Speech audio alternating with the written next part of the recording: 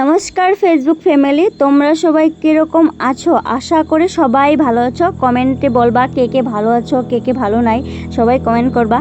Guys, আমি সকাল থেকে আজকে ব্লগটা শুরু করলাম। গাইস, আজকে যাবো আমরা গুয়াহাটি মারে নিয়ে। কারণ গাইস আমি একদম ভালো নাই, কারণ কি আমার মার যে এত বেমার গাইস, কি বলবো।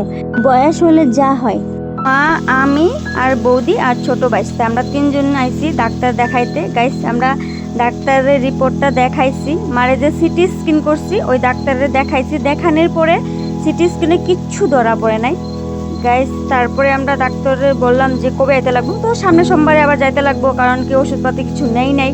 তো ভাবলাম যে কিছু খাই নাই, কারণ অনেকক্ষণ ধরে খিদায় আমরা পাগল হয়ে গেছিলাম সবাই। কারণ কি 12টা-1টা বেজে গেছে গা, সকাল থেকে সবাই না খাওয়া।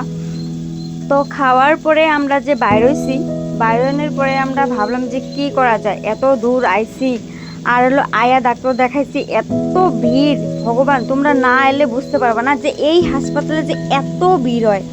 মানে মানুষে মানে খুঁজেও পাবে না, যেরকম আমার আমগো বিজনেসে যেরকম হয় যে লক্ষ্মী মেলা, যে মানুষ খোঁজা যায় না, এই হাসপাতালে ঠিক এইটাই হয়েছে আঙ্গোর সাথে।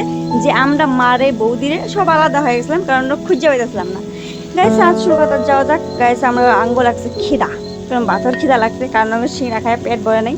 তো আমরা বৌদি আর আমি বাচ্চা খাইলাম। খাওয়ার পরে আমরা ভাবলাম যে হাই রোডে যাই। হাই রোডে যাওয়ার পরে আমরা ট্রেনে তো যাবো না, কারণ কি ট্রেনে যেতে যেতে রাত 10টা বাজবো। তো আমরা বাসেই যাই।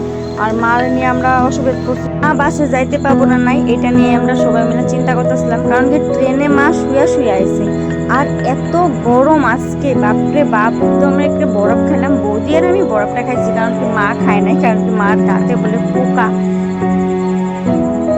গাইস, আমার এইটুকাই ছোট্ট ব্লগ তোমাদের সাথে শেয়ার করলাম। ভালো লাগলে একটা লাইক করে দিও।